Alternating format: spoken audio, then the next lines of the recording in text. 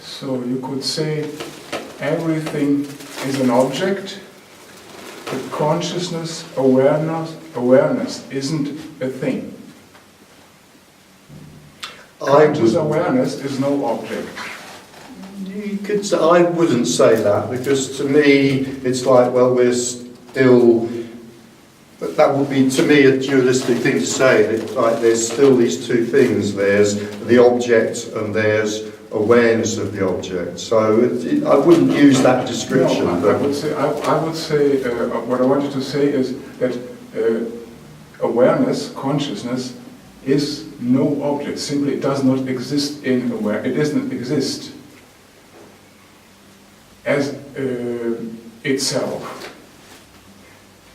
It only exists as far as it is aware of something, of an object. Okay, and I mean, I feel I say, does that description work for you? Yeah. Have it then.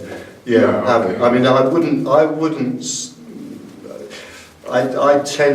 do use the words consciousness and awareness occasionally. Usually I regret it when I use them, because I think they can sow confusion, because it can sound like we are talking about two things, and it's very easy to start talking about awareness and the object of awareness as two separate things.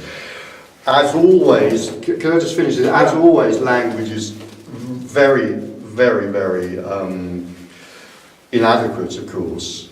So I don't know if this gets me out of the difficulty that using these words can get into, but I could just say, well, there's just experience. There's just experience. I mean, experience is both.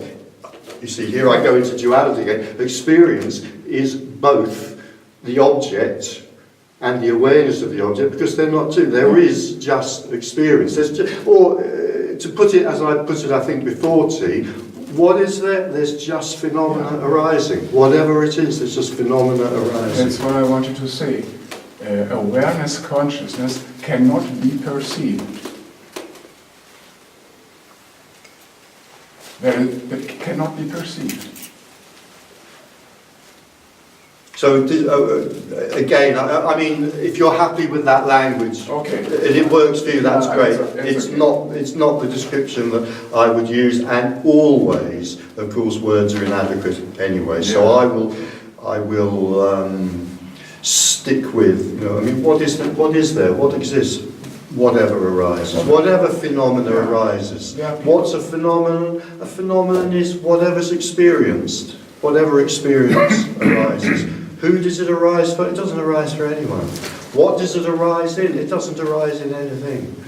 There's just everything which is the experience and nothing, and they're the same thing. So I can't even say there is nothing giving rise to everything, or there is everything arising in nothing. Ultimately, it's all just words, and it's all just, as Adam Watt said, it's all just an attempt to F the ineffable.